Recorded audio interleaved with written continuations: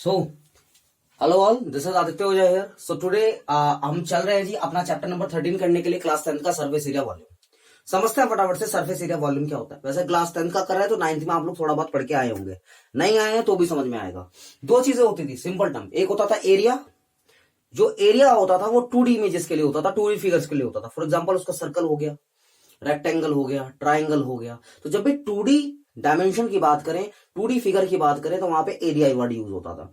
2 dimension का क्या मतलब है? जिसके अंदर डायमेंशन सिर्फ दो होंगी, या लेंथ होगी या ब्रेथ होगी या हाइट होगी, कोई भी दो चीज हो सकती है।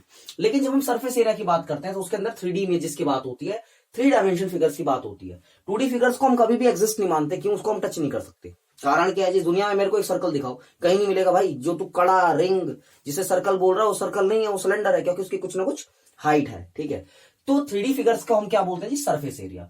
और दूसरा टर्म इसके अंदर गिवन है जी वॉल्यूम। वॉल्यूम क्या होता है? Volume is the capacity. Volume क्या है? कैपेसिटी है। फॉर एग्जाम्पल हम अगर एक हम एक बॉटल लें, उस बॉटल के अंदर कितनी हवा जा सकती है, तो उस हवा की कैपेसिटी, इस बॉटल की कितनी कैपेसिटी, कितनी हवा कंटेन कर सकती है, कितना पानी कंटेन कर सकता है। बेसिकली जो वॉल्यूम का मतलब है वो क्या है जी? कैपेसिटी। ठीक है, इसके बाद सरफेस एरिया के अंदर ही आगे तुम्हें और थोड़ा सा क्लैरिफिकेशन मिलेगा इसका, जो आगे डिवीजन मिलेगा। पहला होगा इसका सीएसए। सीएसए का मतलब होता है जी कर्ड सरफेस एरिया। और कर्ड सरफेस एरिया को क्या बोलते हैं? Lateral surface area. क्या डिफरेंस होता है दोनों में? हाँ, डिफरेंस होता है थोड़ा बहुत, लेकिन फिलहाल के हम इसे क्या बोल सकते हैं कि हाँ दोनों लगभग सेम है। क्या? सीएसए और एलएसए सेम है, बट सेम नहीं होता, डिफरेंसेस होते हैं कुछ फिगर्स के लिए। ठीक है, इसके बाद इसका वॉल्यूम। तो हमें 3 चीज पढ़नी होती है इसमें, CSA, TSA and volume. Surface area, curved surface area, total surface area और इसका वॉल्यूम। कर्ड सरफेस एरिया समझते हैं। कर्ड सरफेस एरिया क्या होगा? कर्ड सरफेस एरिया जब भी तुम्हें बोला जाएगा, तो मैं एक एग्जांपल लेके चल रहा हूं। तुम्हारा रूम है और वो रूम जो तुम्हारा है वो क्यूब की शेप में है, और तुम्हें उसके अंदर पेंट करवाना है। तुमने जो तुम्हारा पेंटर आया उसको बोल दिया कि भैया सिर्फ 4 दीवार में पेंट करना, आगे पीछे दाएं बाएं। ठीक है जी, क्या करना है? आगे पीछे दाएं बाएं 4 दीवार में पेंट करना। जब भी हम सिर्फ 4 दीवारों की बात कर रहे होंगे क्यूब के केस में, वो उसका क्या होगा? कर्ड सरफेस एरिया होगा। क्या होगा? Curved surface area. यहीं पर अगर मैं उसको बोल दूं भैया आगे पीछे ऊपर नीचे हर जगह पेंट कर दो, यानी 6 की 6 साइड्स में पेंट कर दो, उस केस में वो उसका क्या हो जाएगा जी? टोटल सरफेस एरिया हो जाएगा। टोटल सरफेस एरिया के अंदर क्या होगा? बेस भी इंक्लूड होगा, उसका टॉप भी इंक्लूड होगा, जबकि सीएसए के अंदर ऐसा नहीं होगा। तो यहाँ पे हमारे पास टोटल 6 फिगर होती है, 5 हमने बना रखी है। फटाफट से देखते हैं जी। क्यूब का जो सीएसए होता है वो होता है 4 इंटू साइड का स्क्वायर। सबको पता है, आप लोग क्लास में अंदर पढ़ के आए होंगे। इसके ना डेरिवेशन और बहुत अच्छे तरीके से मैंने एक लेक्चर बना भी रखा है, आप वहां से देख सकते हैं। मैंने टोटल याद कराने की कोशिश करी है कि बना कैसा है। ठीक है, यहां पे हम इसकी बात करें टीएसए की, वो होता है 6 इंटू ए स्क्वायर। क्या होता है जी? 6 इंटू ए स्क्वायर। ठीक है जी, इसके बाद अगर हम वॉल्यूम की बात करें तो क्या होता है जी? ए क्यूब यानी साइड क्यूब। ठीक है, इसके बाद क्यूबॉइड की बात करें, सीएसए होता है 2HL प्लस बी, और इसके अगर हम लोग टोटल सरफेस एरिया की बात करें तो वो होता है T2LB plus BH plus HL। Volume की बात करें LBH। अच्छा, वॉल्यूम दोनों का सेम ही है लगभग फॉर्मूला, देखो सब कहीं ना कहीं आपस में इंटरलिंक्ड है। कैसे? यहां ए दे दिया, लेकिन असल में इसकी जो ये ब्रेथ है, ये जो लेंथ है और ये जो हाइट है, किसकी? क्यूब की, ये तीनों ए ही होगी। क्यों? क्यूब की हर डायमेंशन इक्वल होती है, जिसकी लेंथ भी बराबर, हाइट भी बराबर और ब्रेथ भी बराबर। तो जो वॉल्यूम है ना, तो असल में ये है क्या? ये लेंथ है, फिर ब्रेथ है और फिर हाइट है, तो ये ए का क्यूब बन गया। तो वॉल्यूम का फॉर्मूला दोनों का सेम ही है, थोड़ा सा इसको अलग करके दिखाया गया। इसके बाद बात करते हैं सिलेंडर। सिलेंडर या फिर सर्कुलर सिलेंडर, है ना, राइट सर्कुलर सिलेंडर।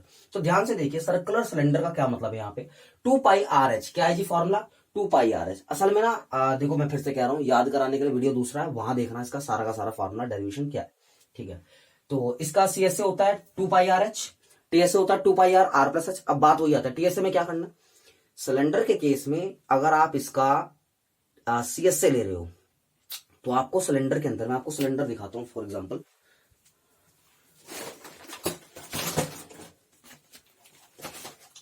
स्कैम हो गया, मुझे लगा कि इसके अंदर बॉटल भी होगी, बॉटल नहीं थी खाई, फिलहाल खाली कवर है, बॉटल पता नहीं किधर है। चलो ठीक है, तो देखते हैं इधर से ही कुछ सिलेंडर मिल जाए। चलो, हमें ऐसी कोई खास जरूरत है नहीं सिलेंडर की, ये सिलेंडर है। तो अगर मैं क्या कर रहा हूं, मैं इसके सीएसए की बात कर रहा हूं। सीएसए होगा इसका ये वाला पोर्शन। कौन सा पोर्शन? ये जो गोल गोल वाला पोर्शन है। ठीक है जी, कौन सा है? गोल गोल वाला पोर्शन। अब इसके अंदर मैं क्या कर रहा हूं, उसका टीएसए इंक्लूड कर रहा हूं। टीएसए इंक्लूड करने का क्या मतलब है? गोल गोल प्लस बेस। बेस कैसी शेप में है? सर्कुलर शेप में है जी। तो सर्कल का एरिया आपको पता ही है, πr² होता है। यही एरिया इधर है और यही एरिया इधर भी होगा सर्कल। तो आपने क्या कर दिया, ध्यान से देखिए, पहले आपने लिया सरफेस एरिया। सरफेस एरिया क्या है 2πRH। एक बार नीचे का बेस ऐड कर दिया πr², और एक बार ऊपर का बेस ऐड कर दिया πr²। तो यहां से हुआ क्या 2πRH प्लस 2πr²। ठीक है, πr², π², 2πr²। यहां से कॉमन निकालो इसको, जो भी कॉमन आ सकता है। कॉमन आ रहा है 2πr। देखो कॉमन कैसे निकालते हैं, इसके पास 2πr है, इसके पास 2πr² है, एक r फालतू है। यहां पर एक h बच गया और वहां पर एक r। तो इस तरीके से हमने यहाँ पे इसका टोटल सरफेस एरिया का फॉर्मूला निकाल लिया जी। ठीक है, वॉल्यूम की बात करें, इसका वॉल्यूम होता है πr²h। ठीक है, क्या होता है πr²h। हाइट भी आ जाती है ना वॉल्यूम वाले केस में, इसकी हाइट भी आ रही है तो वो 2πRH हो जाएगा।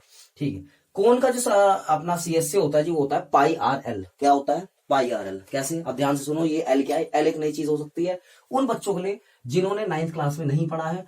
बाकी ये कोई नई चीज नहीं है, इट्स टू क्लियर। आपको पता होना चाहिए कि ये बिल्कुल क्लियर सी बात है। एक फिगर क्लास 10th में नहीं आती थी जिसका नाम था फ्रस्टम, वो CBSE वालों ने मेहरबान हो गए तुम्हारे ऊपर, वो काट दिया। ठीक है जी, तो CSA होता है πRL।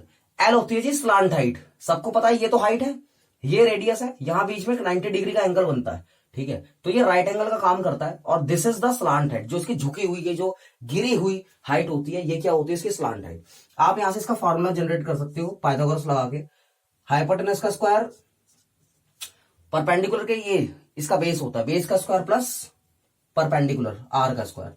तो यहां से आपने ये फॉर्मूला बना लिया है एंड होप सो ये आपको क्लियर हो भी गया होगा। चलिए जी, इसके बाद देखिए फटाफट से, इसकी स्लांट हाइट मिलेगी। इसका जो वॉल्यूम होता है वो होता है जी 1/3πr², इसका TS से होता है πRL प्लस r।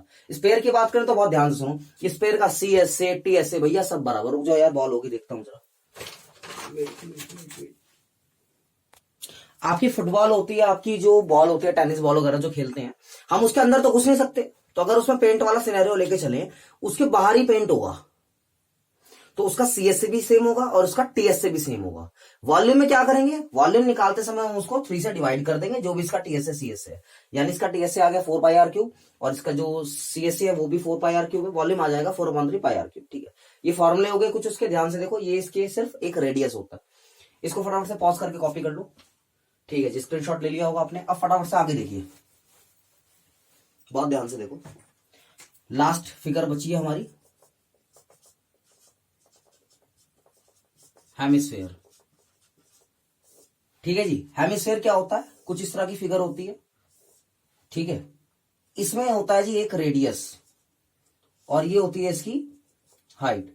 हेमिस्फेयर का सीधा साधा सा एग्जांपल है, तो जो टेनिस बॉल है उसको काट डालो आधा, या फिर अपने घर पे जो तुम्हारी कटोरी है, घर पे जो कटोरिया यूज करते हैं हम लोग किचन में, वो कटोरी का भी एग्जांपल ले सकते हैं। तो हेमिस्फेयर के अंदर ये इसका रेडियस है, ये इसकी हाइट है। ठीक है, इसका जो CSA होता है वो होता है 2πr²। ठीक है जी, इसका जो TSA है, TSA में चेंज आता है क्योंकि अब तुम इसके अंदर भी घुस सकते हो भाई, क्या कर सकते हो, उसके अंदर जा सकते हो। तो उसका TSA आ जाएगा 3πr², और जो इसका वॉल्यूम होगा वो आएगा 2/3πr³। ये इसका वॉल्यूम हो गया, ये इसका TSA और ये इसका CSA। खास बात क्या है हेमिस्फीयर की, खास बात ये है कि जो भी इसका ये हाइट होगा वो बराबर होगा इसके R के। क्या, जो भी हाइट होगा बराबर होगा इसके हाइट के।